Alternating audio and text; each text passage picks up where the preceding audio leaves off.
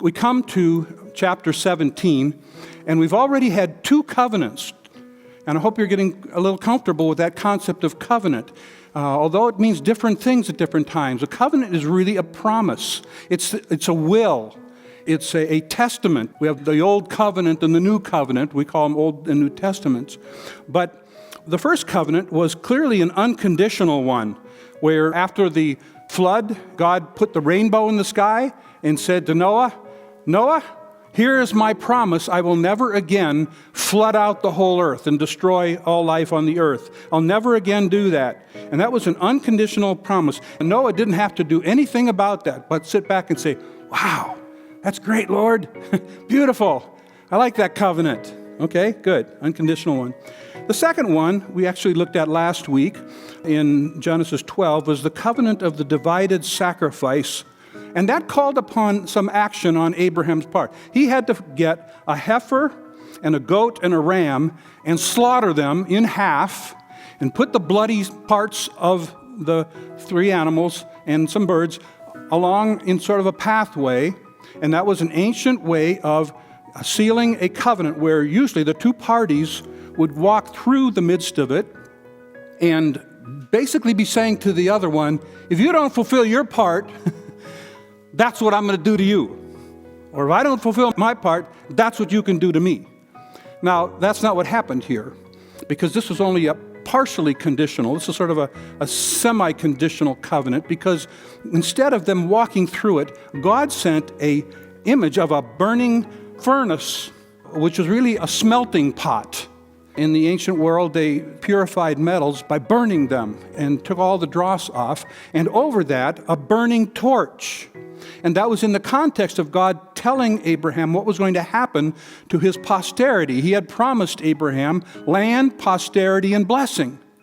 And his posterity, he said, are going to go into slavery, and they'll know a lot about burning furnaces, as they'll have to make bricks. And then I'm going to lead them out, and they're going to follow a fiery torch, a pillar of cloud by day, a pillar of fire by night. And God is basically saying, this is part of my arrangement for you to become a people.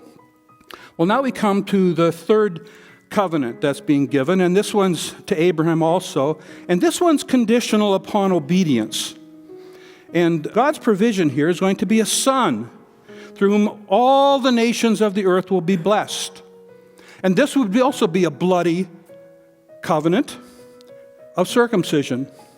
A bit messy, Abraham might have said about the covenant of the divided sacrifice. A bit messy, but I can handle that. But now we're coming to the covenant of circumcision, and Abraham is 99 years old. And his son is 13 years old, his son Ishmael. And God's saying, Abraham, we're going to do this, and this one is starting with you. And Abraham had to submit to circumcision himself at age 99, and also all in his household. And this was a covenant that was expressing to Abraham that this will be the sign of your identification as my people. Now, how did Abraham respond to this idea? I'm sure he knew what circumcision was. It was practiced in other communities and so on. But, you know, there's a cartoon that lessened the tension of this a bit. I don't think it's historically accurate, but it is sort of humorous. Abraham's aware that God's going to raise up nations through him. And there's the cartoon of Abraham kind of talking to God, and God having given him this mandate of circumcision. And the cartoon byline says, now let me get this straight. They get all the oil, and we do what? To our what? Was not going to be a painless covenant, an unconditional covenant. There was a responsibility on Abraham and all who would follow him. Jesus was brought to the temple at 8 days old, as little Jewish boys always were, to become part of the community, of the covenant that had been handed on down. Circumcision seems like a strange way to seal the deal of, okay, now I'm Jewish. But it was a lot more than that. It was national identity. It was a branding of sorts. It was the thread of blood from the son of Abraham through the Jewish people to the Son of God, the Messiah. Like I said, other cultures did practice it. But for the Jewish people, this would be the sign of their Jewishness, their faithfulness, their obedience, their separation. They're being more or less cut off, in a sense, from the rest of the world in terms of understanding their role. Now, Israel was not to be cut off from the rest of the world in terms of its being involved with the world in normal social ways. But when it came to the family life, there was a separation there.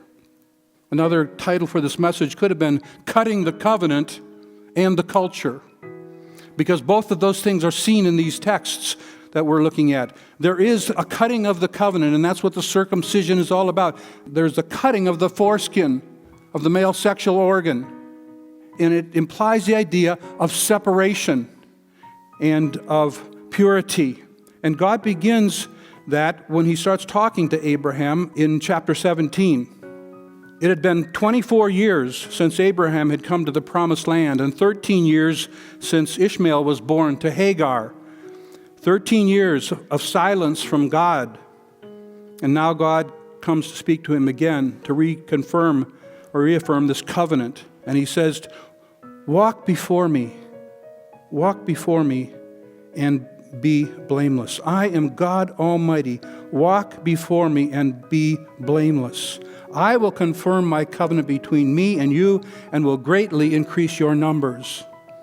In the past, the covenants had been unilateral, enacted by God without any corresponding action from Abraham or Noah.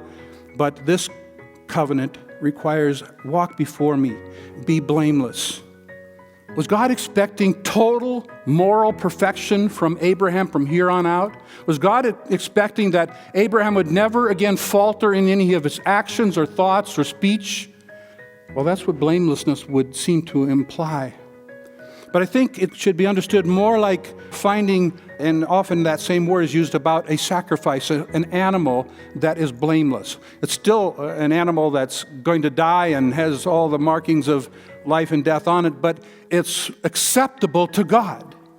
Noah, remember, was found to be righteous. Does that mean Noah had never sinned? No, it didn't mean that. But before God, his intentions were right. And that's what God is saying here to Abraham. I want you to be like righteous Noah. I want you to walk before me. Blameless. Keep your focus on me.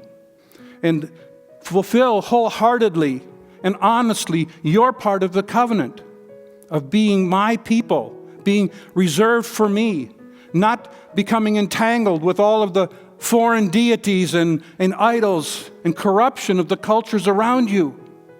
And of course, it was because of Israel's inability or disability to do that Israel suffered the first exile into Assyria. And the 10 northern tribes were basically lost.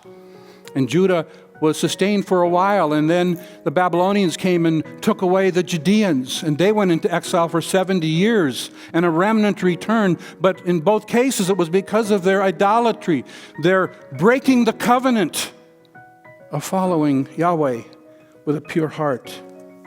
So Abraham, in response to God, it says, fell face down, and God said, as for me, for my part, here is my covenant. My part of it is this.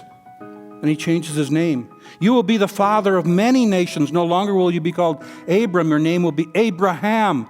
Instead of just exalted father, to father of a multitude. For I have made you a father of many nations. I will make you very fruitful. I will make nations of you, and kings will come from you. I will establish my covenant as an everlasting covenant between me and you, and your descendants after you, and your generations to come, to be your God, and the God of your descendants after you. The whole land of Canaan, where you are now an alien, I will give as an everlasting possession to you and your descendants after you, and I will be their God. Let me just take a little excursion for the moment, because I said I would touch on the issue of who owns the land. It is interesting that when he's giving the covenant to Abraham, and he's going to discuss who is going to be the heir of that covenant. It is going to be Isaac, who Abraham did not know anything about yet. And it would not be Ishmael, whom Abraham assumed would be the heir of the covenant. When God is speaking to him this way here, he's saying the land will be Canaan, which is basically modern Israel for the most part. But if you go back a little farther, in chapter 15, when God is talking to him initially about covenant, and he calls him out as Abram, he's talking about, I'm going to give land to all of your inheritance, and the land, all of the descendants, is a much bigger parcel of land. Genesis 15, verse 18, to your descendants I give the land from the river of Egypt, which is the Nile River, all the way to the great river, the Euphrates, and then the land of the Kenites and Kenizzites and Hittites and Perizzites and so on. The Euphrates cuts right from the southeastern border of modern-day Iraq right up to the northwestern border of modern-day Iraq. God is saying, I'm giving to your descendants all of this land, most of what we call the Middle East, to your descendants. But then when he comes over to start talking more specifically about the covenant having to do with Isaac, he's saying, I'm giving you and this descendant the land of Canaan. Now you can look that up and decide what it might mean, but if you believe that there is any tie-in between God's covenant of land, posterity, and blessing in the days of Abraham to what is going to happen in the future and should be happening, I think that's a relevant distinction. But that's not the main point of this covenant. The main point is God's going to bring about a son. And Abraham, at this point, receiving and hearing about this, he's assuming that that son is the one that he has brought about through Hagar. And then Abraham begins to ask God more specifically, and God says to him, on your part, as for you, your part of the covenant, verse 9, you must keep my covenant, your descendants after you, and so on. And you are to undergo circumcision, verse 11, and it will be the sign of the covenant between me and you. Then below, my covenant in your flesh is to be an everlasting covenant. Then in verse 15, God also said to Abram, as for Sarai, your wife, you are no longer to call her Sarai, but her name will be Sarah. I will bless her and will surely give you a son by her. I will bless her so that she will become the mother of many nations. Kings of peoples will come from her. What? Whoa, hang on. God, and Abraham says this, look upon my son Ishmael. Isn't he good enough? Why can't you do it through? I mean, I know you're a God of miracles, but this is ridiculous. I'm 99. My little wife is 89. And you're saying she's going to have a baby? It says Abraham fell face down. He laughed and said to himself, will a son be born to a man 100 years old? Will Sarah bear a child at the age of 90? And Abraham said to God, if only Ishmael might live under your blessing. And God said, yes, but your wife Sarah will bear you a son, and you will call him Isaac. I will establish my covenant with him as an everlasting covenant for his descendants after him. And as for Ishmael, I have heard you. I will surely bless him. I will make him fruitful and will greatly increase his numbers. He will be the father of 12 rulers. I will make him into a great nation. But my covenant I will establish with Isaac, whom Sarah will bear to you by this time next year. And when he had finished speaking with Abraham, God went up from him. Very clear cut. Abraham, yes, you do have a responsibility here, but this is what I'm doing. Your wife Sarah is going to bear a child, and that child is the son of the covenant. Well, Abraham laughed. Later on, Sarah laughed. And God caught her in a lie when she said, no, I didn't laugh. What was the difference? Well, Abraham's laugh, it could well have been out of disbelief. It could well have been out of joy that he had already learned, okay, God, all right, God, you have told me so many things that I couldn't begin to believe would happen that have happened. I guess I can trust you for this too. I think it might have been a little harder for Sarah to really believe it was her body that this baby was going to come through. And as Romans 4 says, Abraham considered his body now as nearly as dead, but he trusted in the God who gives life to the dead and calls into being the things which are not. God, you see my body, it's as good as dead as far as having kids are concerned. You see my little wife's womb, it's empty and it has never conceived. and you're going to call into being something that isn't? That was God's promise, and God said, I'm going to fulfill my will through this. And although it's not overtly stated, the whole point of my program of redemption is coming through this promise. What I hinted at back in Genesis chapter 3, the seed of the woman will stomp on the head of the serpent, is going to come about through the son Isaac's heirs, all the way down to the Messiah, who will be the one. How are 21st century Christians to understand the covenant of circumcision and apply its principles to our day? What does circumcision have to do with Christianity? Well, circumcision, even for the Jewish people, was not all about cutting off the foreskin of a little baby boy. Time and again, Moses and Jeremiah and others talk about, you are an uncircumcised people. Yes, you did what you needed to do to the body, but your heart is not circumcised. You're not devoted to me. You have the outward form, but you don't have the substance of the spiritual reality.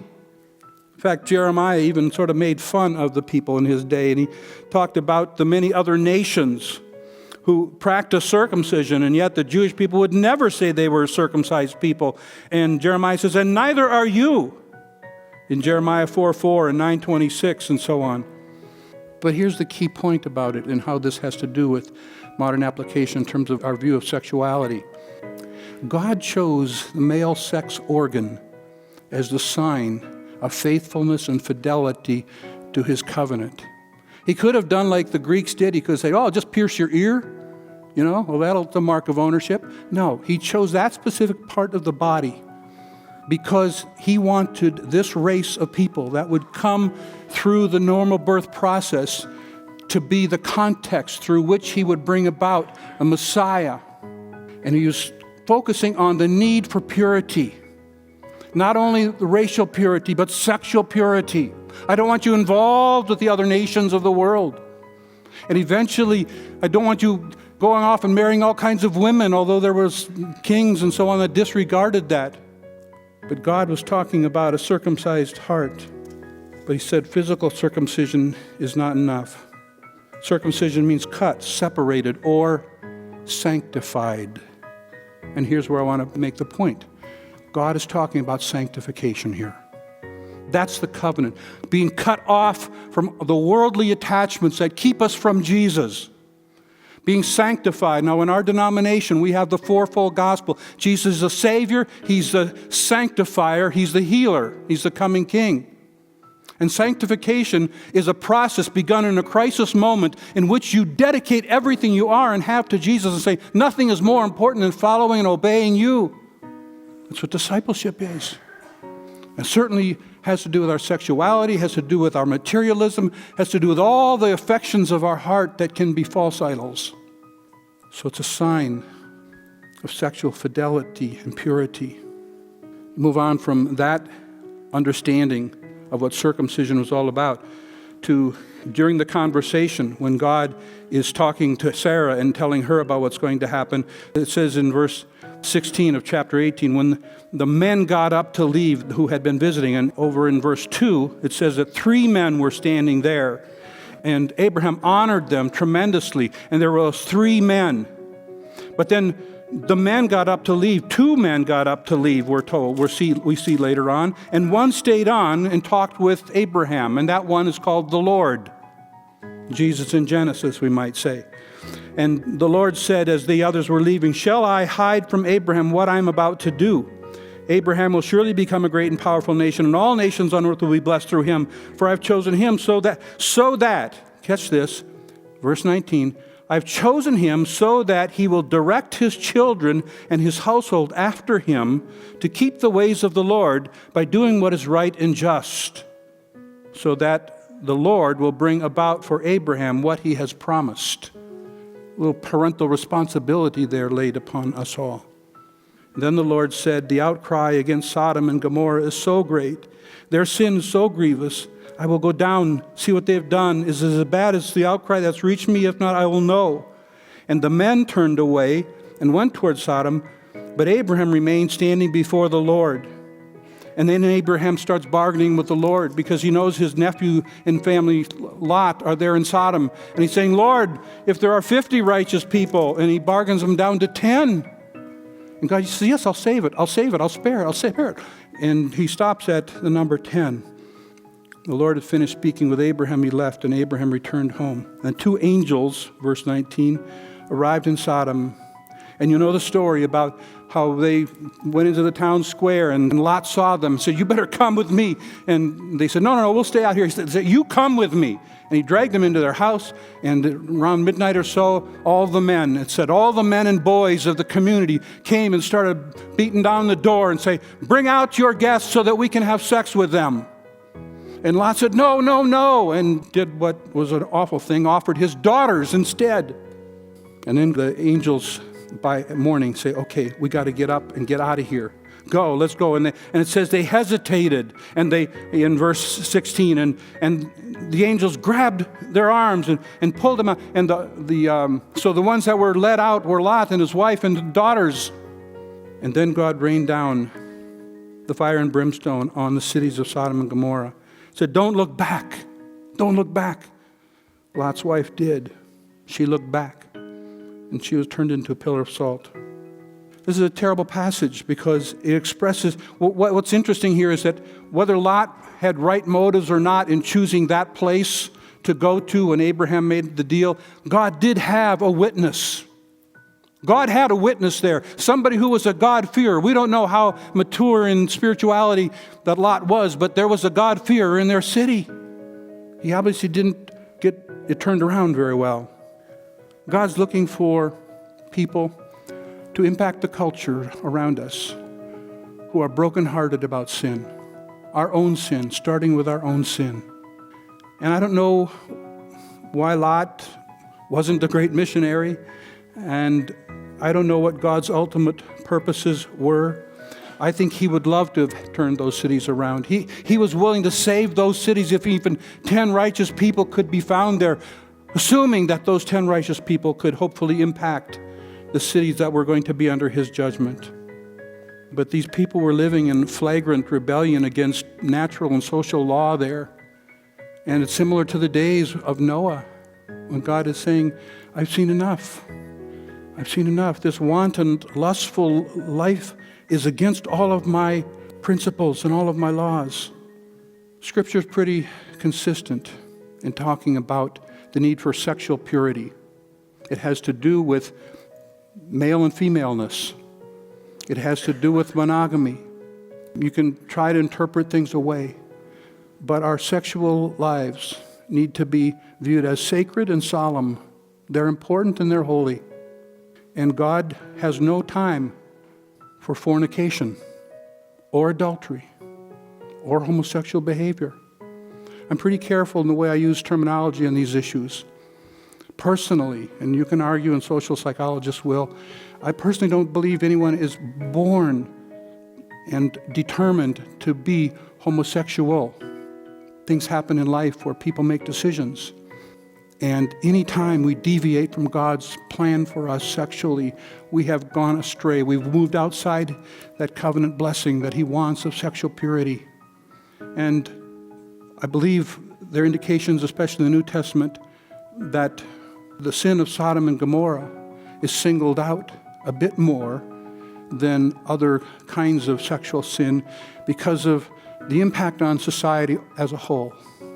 And in a sense, the way that God's first institution, the family, begins to be minimized from that perspective. But having said that, there's not a person in this room who hasn't been guilty of sexual sin as defined by Jesus. Lustfulness, adultery in reality or in our heart, fornication outside of marriage, homosexual behavior. We all stand before God desperately needing his grace and needing the grace of one another. And this is why I think so many people are hateful against the so-called conservative church, is because we haven't learned how to understand our own sinfulness and how to be people of grace. No, I like that about our church, that we're called Grace Fellowship Chapel. May we be that, where we can have fellowship with anybody from any background and be showing grace. We're all pilgrims on the way. Please let us take a stand against the prevailing view of the evangelical church that we're a bunch of narrow-minded, nasty, angry bigots. That's not who Jesus was.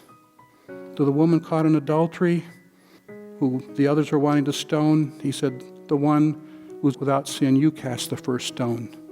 And they started leaving the oldest to the youngest because the oldest knew more about their own evil natures. They'd had more experience with their own lustfulness.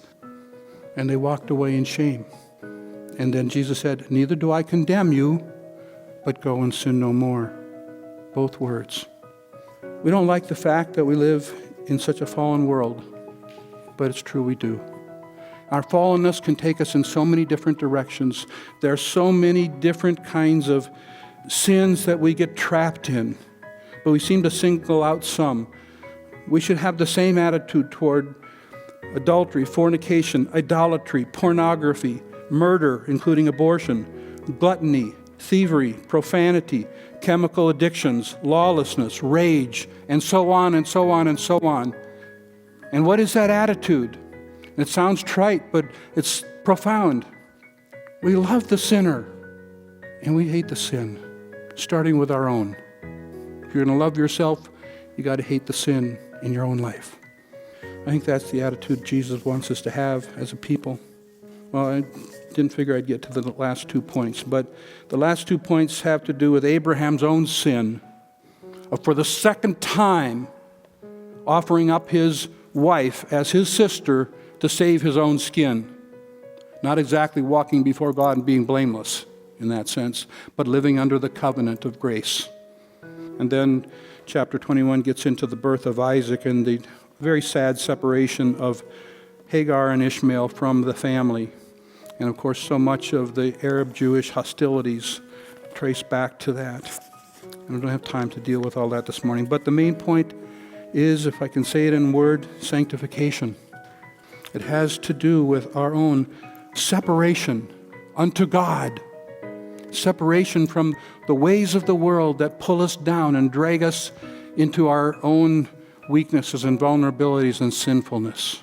And as Abraham had to do, I'm sure, many times, come back. God, be merciful to me, a sinner. I did it again. And we're going to see as we go farther into Isaac. Isaac did it too. He learned it from his dad. Rebecca, oh, she's just my sister. Yeah, she's gorgeous. She's a hot babe. But she's my sister. He just fell right into the same trap. And you know, there are these generational issues that we pass along, not just the good things of our family life, but often the negative things as well. Well, let's put a stop to it and call for God to redeem us from those things that separate us from His ongoing approval and favor, and continue to draw upon His grace in our lives.